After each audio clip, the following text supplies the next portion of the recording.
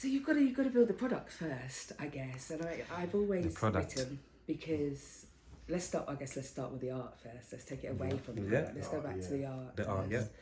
I have always written because it has been the thing that has helped me make sense of life. It has been my coping mechanism, it has been my joy, it has been my outlet for my pain.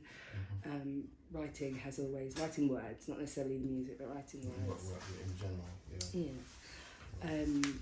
I think the most important thing, when you're starting out, is to write from a place of experience, write from a place of feeling, experience and observation. So what you see or what you think or what you feel, because they're the most genuine kind of songs because they're coming from a real place. You're not trying to make something to fit a certain market or fit an ideal or match a song that's already out there. You're writing from a place of authenticity because songwriting is about telling a story at the end of the day. It's about taking the person that is listening on a journey with you and tapping into their emotional centre and bringing them on a journey with you. And if you're not genuine in what it is that you're trying to express, that that translates, I think, to the listener. So I would say start from a place of authenticity. I think work on creating, because I think you have to go through lots of rubbish to actually get to the diamonds, so don't be afraid of that. I was going to say that. Yeah, don't think that every song is going to be a hit the minute that you write it. You've got to get the rubbish out before you start getting the gems. Because you got you got some people who basically have got this mentality of thinking like, I need to write a banger. But some people don't understand, before getting to that banger, you need to go, like you said, you need to write. You might write a couple of shit songs. You get what I'm trying to say? Before you get to that banger. It's like it's part of life, you get what I'm trying to say? But sometimes I think some people don't really understand that logic, that you need to go through a couple of these songs before you get to that one. I have a young person that doesn't quite understand this logic at the moment, that they are focused on writing a banger. They've only recently just got into another banger. Hey, calm down. Another. Literally. Crazy. So he wants to get into the music industry. He's only been doing it this year, and he's totally focused on paying to get into the studio with a big producer to write a banger. Typical, and trying to explain to them the reality of the process. That you're saying all of the probably keywords. not going to write a banger on your first attempt of going to the studio. So just focus on writing for now. So we have obviously different point of views, but he's learning, and I think sometimes you have to go through the process to learn that for yourself. So you can be guided, you can be given advice, but sometimes you have to learn it for yourself. And he might go in the studio and write a banger on the first time. Bill might say he can't. But in terms of process and how it works, it's like learning anything. Slow build. Strengthening your muscles, you've got to work at it every day. You've got to exercise every day. Getting your diet right to lose weight, you've got to eat right every day. So to create a great song, you've got to consume that content and work on it every day. You give me, you know what, like in future, would you ever consider like managing like an artist or something if an option ever came up?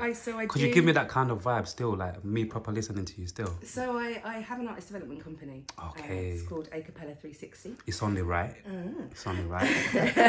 Now you give me that, you give me the more we speak, it's like you give me those vibes where it's like you could actually make a really, really good manager in terms of like managing music artists. This kind of came into play as I've started to get older and the jobs started to get less, and I started to think about what's my legacy, what do I want to do? And I guess you get to the point where you think you want to pass on what you've learned and you want to help other people in their journey. And so that's where Acapella 360 came into place. And our whole vision is about supporting marginalised talents.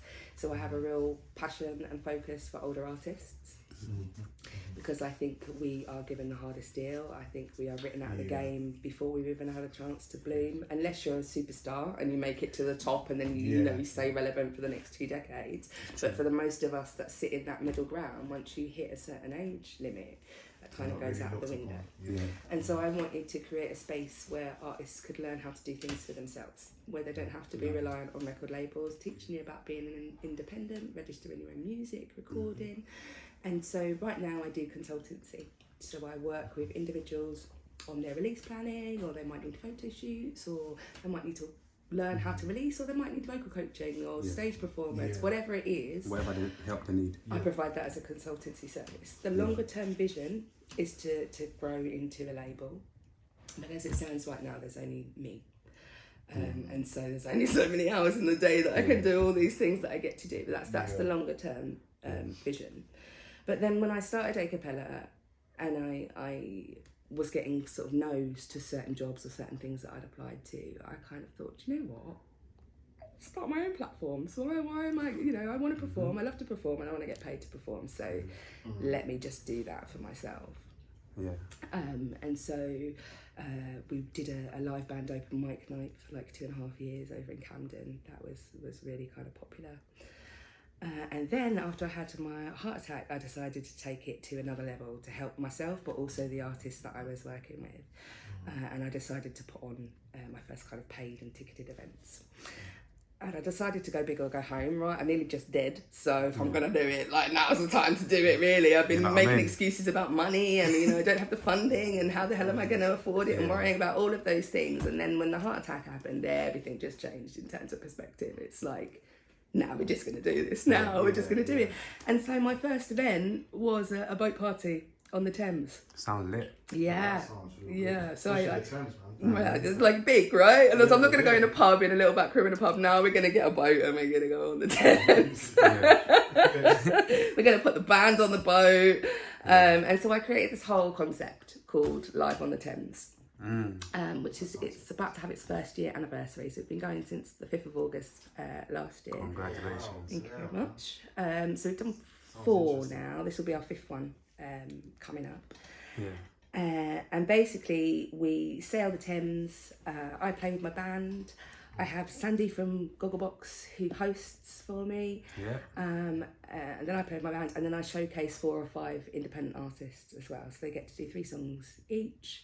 You've got a captive audience because the boat holds up to about 200 people. So if you're good at what you do, you will retain that audience. If you're not so good, unfortunately, they will drift down to the bottom deck or go out to smoke. But it's giving you that opportunity to fan base build, to perform, because that's what we all do it for, right? If you love music, our best place, our best life is on that stage when you're connecting with the crowd.